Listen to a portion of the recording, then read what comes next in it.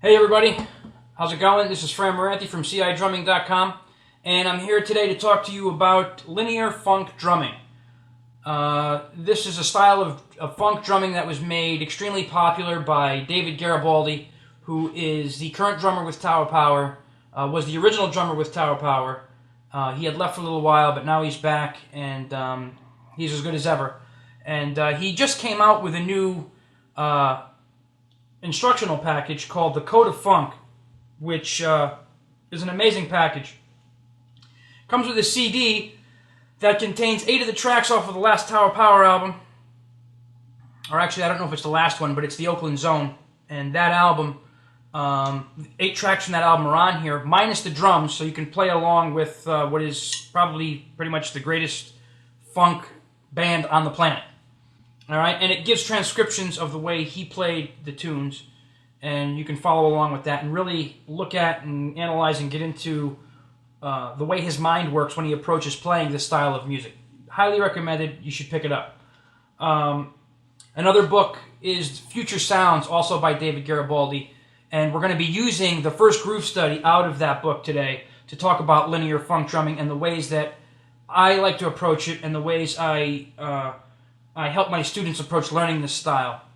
The last tune that I put up is a tune from that Code of Funk package. So if you want it, which incorporates what we're about to talk about in an actual song setting. So if you want to check that out, it's back in the day. It's up on YouTube, and you can check that out.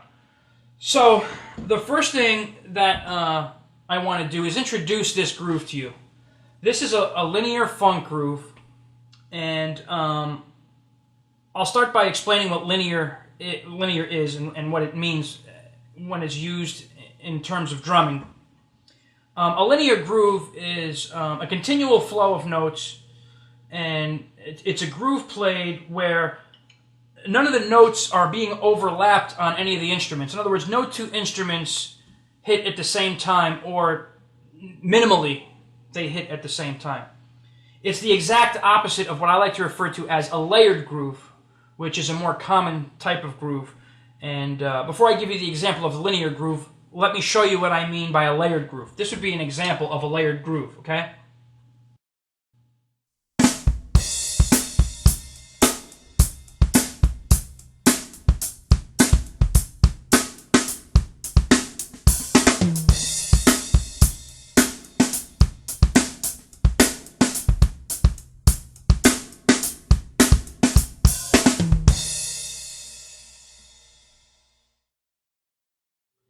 Okay, now, why do I consider that layered? Well, you got the hi-hat, which is basically plugging along, playing eighth notes. And then the kick drum and the snare drum are layering their parts underneath that. Okay, so basically what you have happening is, at certain subdivisions of the groove, you have instruments stacking on top of one another. And if you actually looked at this groove written out, you would see, where the snare and the hi-hat fall together, where the kick drum and the hi-hat fall together. And, you could see where they're being layered on top of one another. That's why I consider it a layered groove. A linear groove is the opposite of that. A linear groove is where the notes do not stack. It creates, if you look at it on a piece of paper and see all the successive 16th notes being played on separate instruments, if you connected the note heads in a connect the dots manner, it would make a very wavy line, and it would be a continual flow in a line. And that may be a good reason why they call this linear drumming. Okay? So now we'll get to the example. Again, this is an example. This is groove study number 1 out of the Garibaldi Future Sounds book. And here's that example.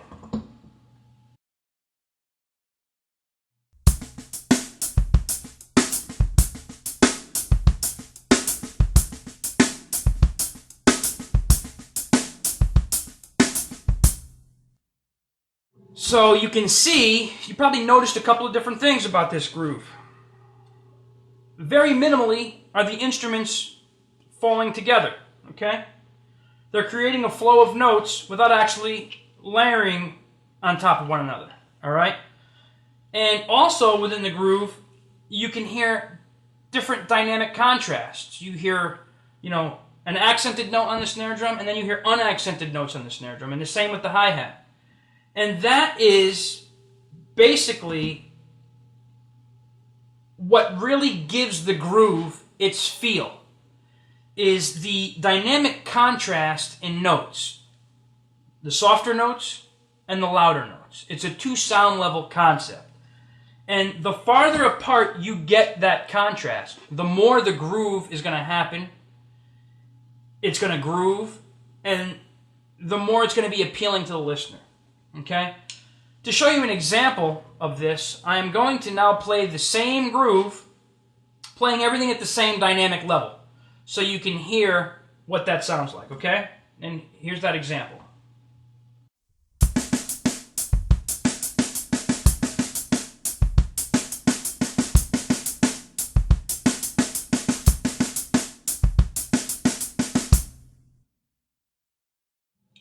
That's a groover, huh? Doesn't groove at all. That is a prime example of how when the notes are played close together, in this case, all at the same volume, you pretty much don't get any groove at all. The farther apart you get those notes, you're going to hear me say this probably 50 times throughout this lesson, because it's so important. I can't stress enough how the dynamic contrast is really what's going to make or break this style of grooving, okay? Because of that, there's a special way that I like to approach learning how to do this and learning how to play this two sound level concept, especially when you have all these notes going by, okay? First, let's talk about the execution of the accented notes and the unaccented notes, all right? We'll talk about the execution on the snare drum first, okay? Unaccented notes, the stick is probably around an inch off the head, and it's just pretty much tapping. There's no force at all. It's just tapping the stick lightly on the head. And I like to play the head in this area here, in the edge area, as opposed to the center. You probably heard other guys on videos talk about this all the time, but in case you haven't, the center of the drum is typically louder than it is towards the edge, okay? So you can play your accented notes towards the middle, and your unaccented notes towards the edge, all right? And it's just a tap, and it's executed like this.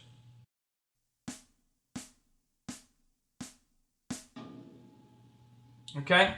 The accented note, more towards the middle of the head, and you want to get the big contrast, so you really want to accent this note, but you want to avoid getting this upper portion of your arm away from your body. You do not want to do that. You want to stay as relaxed as you can at all times, and my take on this is when you're sitting watching TV in a relaxed manner, you don't sit there with your arms like this. You'd sit there for about 10 minutes, and your shoulders would start to kill you. So pretty much, when you're playing this instrument, you want to stay with this part of your arm the way it is at rest, which is down next to your body, okay? To get this accented note, without lifting that part of your arm, you're going to cock the wrist back, and you're going to snap the stick down, if you're playing traditional grip, with the thumb. The thumb's going to come over the top and really snap it into the head. The accented note will be played like this.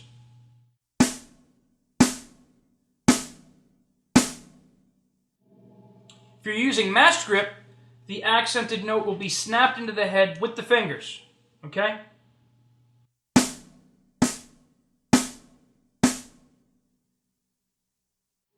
Okay. The next thing you can try and do is to play a rim shot to get an even larger variance in volumes.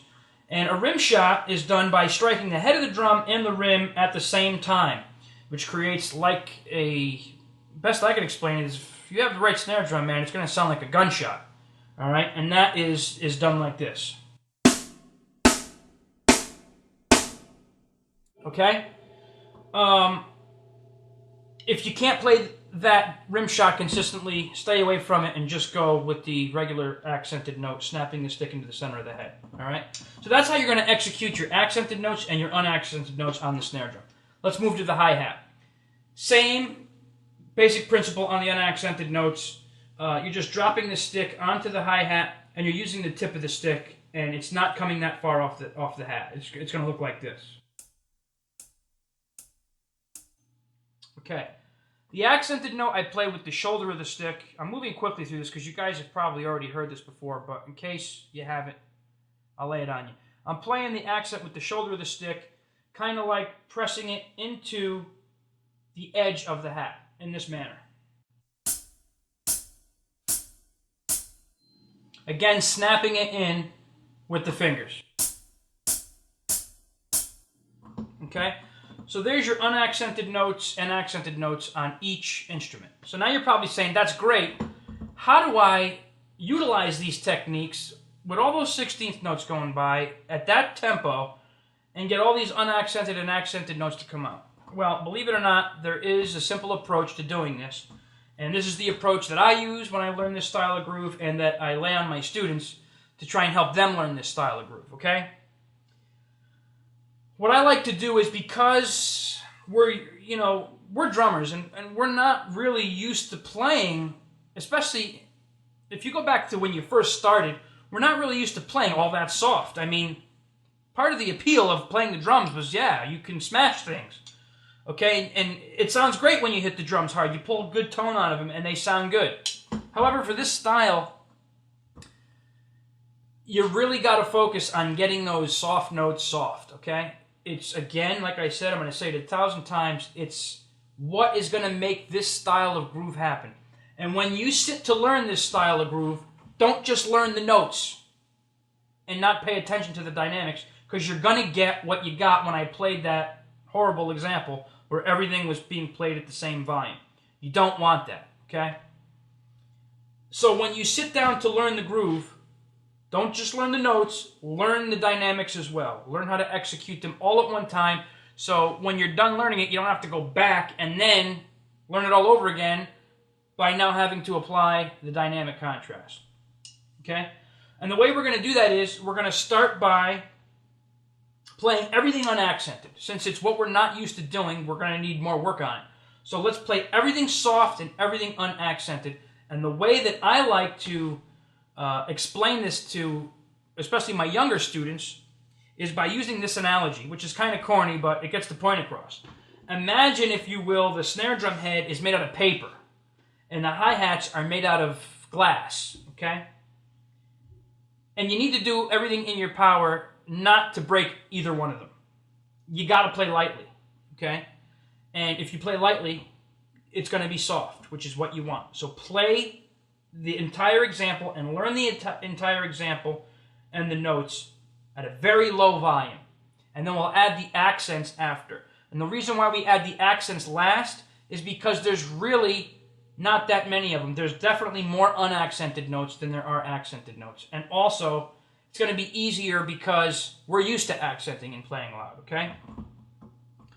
So let me give you an example right now of this groove that doesn't involve the kick drum. We're going to leave the kick drum out right now. And this is going to be the groove, just the hands, with everything unaccented, okay? So you can hear what it's going to sound like when you first set out to learn this groove. And here's an example of that.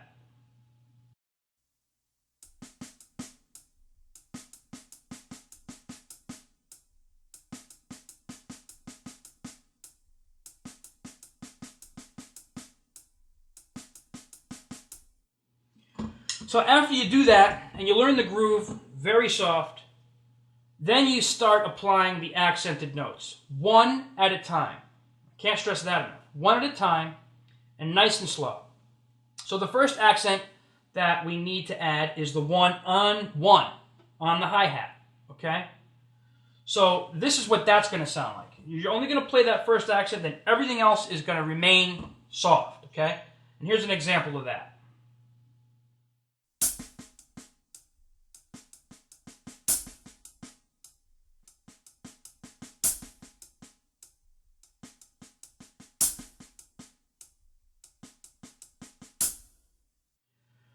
Okay, now that you've done that, the next thing you're going to do is add the second accent, which is on the duh of one.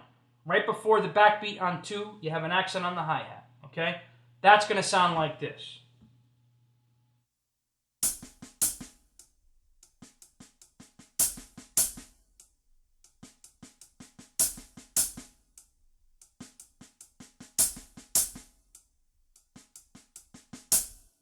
Okay? So there you have it with the second accent in there. Now, I'm not going to do all the accents because we'll be here forever. But that's the idea. And you keep doing that until you get to the last one. And when you're at the last one, the whole groove will be together with the dynamics in place, okay, which is what you want. And then you can work on getting it up to tempo, all right? So now, let's go back to the groove again.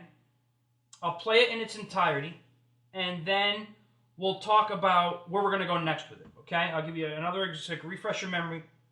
I'll play it again in its entirety so you can hear what it sounds like.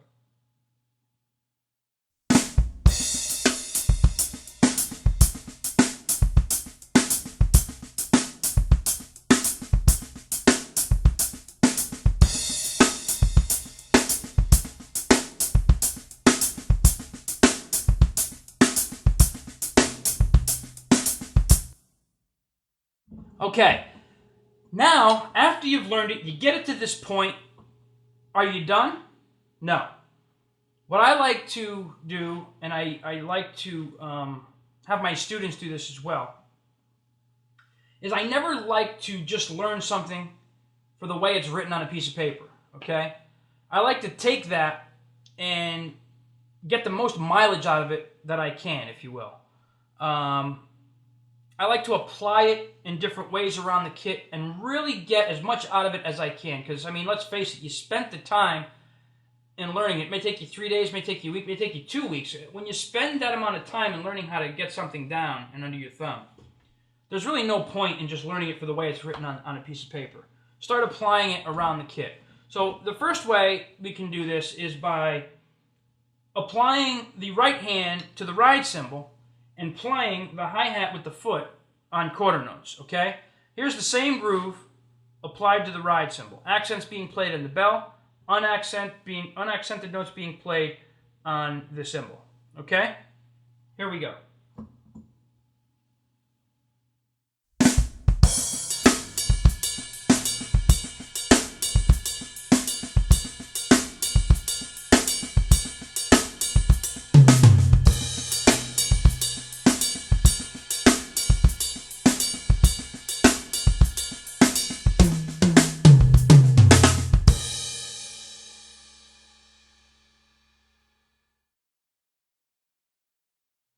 Okay, so there's the groove applied to the ride cymbal.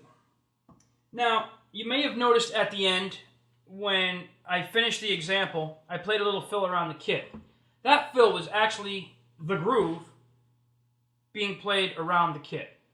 Okay?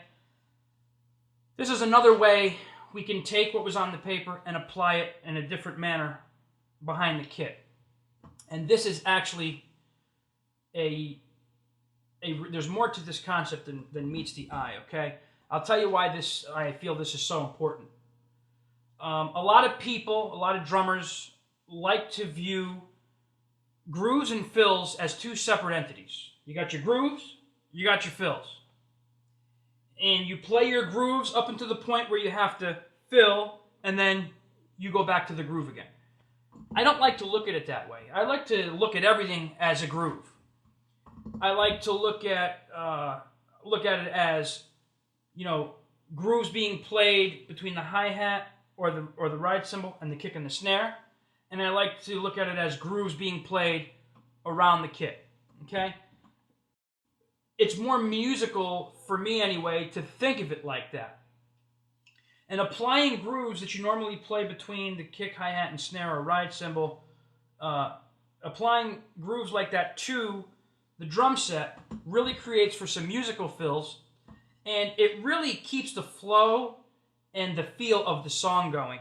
I like to envision music, you know, as it's going along, as moving along in a circle, okay? And the music is going around, and it's going around, and you got that nice flow of notes going on, and then when you get to the fill, you want to keep that motion going. If you're going along playing the groove, then you got to fill, and whoa, it shoots out over to here, and then comes back, and now you're back into the groove again. That's really not the way to go. What you want to do is keep that flow going, okay? And a great way to begin learning how to do this when you're playing your fills is to start taking these grooves and applying them to the kit. So I'm going to take this groove. There's no tricks going on here. There's no magic going on here. It's the same identical notes with the same identical dynamic markings, just applied to the kit instead of them being applied to the hi-hat, snare, and kick, and the ride cymbal. It's not utilizing any cymbals. So what I'll do is I'll start playing this groove on the snare drum, and then I'll start incorporating the other toms, okay? So here's what that's going to sound like.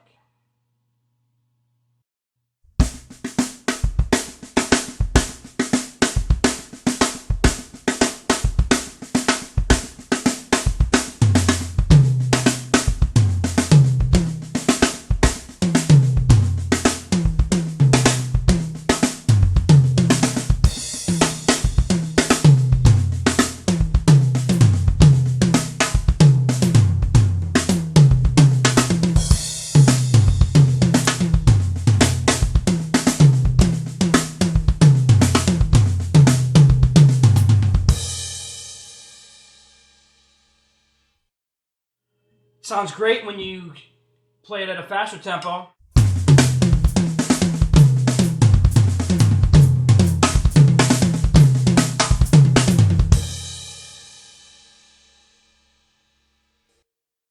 Okay, now that's pretty much something that, musically, when you're really going to use something of that duration, that's just really an exercise to get you used to playing the groove around the kit. You more or less want to use this as like a one measure fill, or even a half measure fill, when you're grooving and you need to play something to bridge you from one section to the next, or from one groove to the other. So why don't we utilize it in that fashion? I mean, you can use what I just did in like a drum solo or something, but that's about really all I can think of. So now let's utilize it a way that we would in a musical setting, like in a tune. I'll play it as like a fill on the fourth measure. Okay, so here's what that's going to sound like.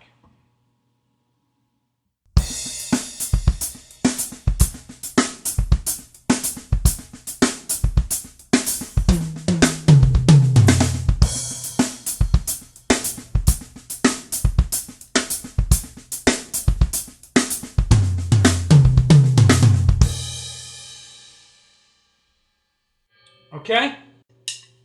Now, I'm not saying that, every fill you play should be a groove. It's not what I'm saying. I'm not saying that, you shouldn't play any other type of fill around the kit unless it's, unless it was bred from a hi-hat, kick, snare groove. That's not what I'm saying. All I'm saying is taking grooves like this and applying them to the kit is going to get you used to focusing more on grooving through your fills rather than, trying to play all these cool fills with all these crazy notes and stuff in there. When you play fills like that, as long as they're in time, you may get a reaction like, wow, a jaw dropper. That was unbelievable. Me, when I fill, I shoot for more of like, somebody saying, whoa, yeah, that felt pretty good right there. That was, that fill was right in the pocket. Yeah, I can play some notier fills, but you know what? When it comes to fills, if you can't play them in the pocket and you can't play them against the quarter note being stated, the quarter note, that's a whole other hour dissertation. The quarter note is huge. I focus really sometimes more on the quarter note than I do the music itself, because basically, that's what we're here for, to keep time. But if you can't play your groove or your fill against that quarter note in a way that's musical, to me, don't play the fill. It's not worth it, okay? The notey fills are great. They're harder to keep in time, and they're harder to groove through. If you can do it, God bless you. But basically what you want to do is always play for the music and always make sure that your fill grooves just as hard as the groove itself, okay? So you should keep that in mind when you're playing in this style. So I guess right there, I think that pretty much covers everything that I want to talk about when it comes to a linear style groove such as this. Again, a great book for this is Future Sounds, but get with a teacher that you can work with while using that book, because you really need a second set of ears to help you understand what sounds great and what sounds not so great, and someone to give you a good approach to learning how to play a style like this, because it is quite intricate. And the great part about this style is it will transcend this style. It will go into and carry over the techniques you learn while learning this style will carry over into the drumming of other styles in rock and Latin. You'll be able to utilize these dynamic contrasts and hills and valleys in other styles of music. So it's definitely something that I feel is very important to learn how to do, and it's definitely going to add more heart and soul to your playing. So I think we'll wrap it up there, and until next time, and yes, there will be a next time. I will be posting as much educational material as my schedule allows me to. We'll see you later, and thank you again, you guys, for the comments you left me. Again, the kind words were very flattering, and I appreciate it. And we'll also be putting up some more music videos for people to enjoy as well. And I don't know if I mentioned it, but if you need any help with anything, whether it be this stuff or anything else involving drumming, please feel free to email me through my website. It's www.cidrumming.com. Thanks a lot. Take it easy.